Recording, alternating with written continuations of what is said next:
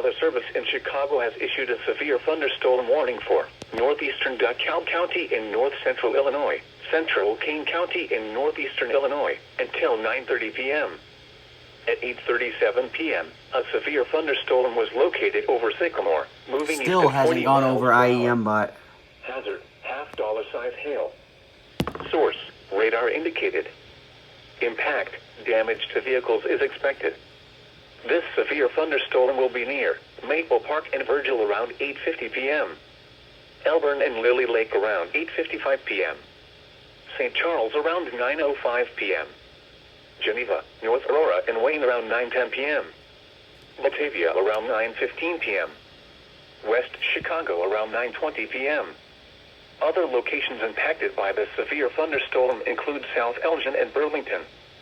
This includes Fermilab. The storm is producing large hail. Seek shelter now inside a sturdy structure and stay away from windows.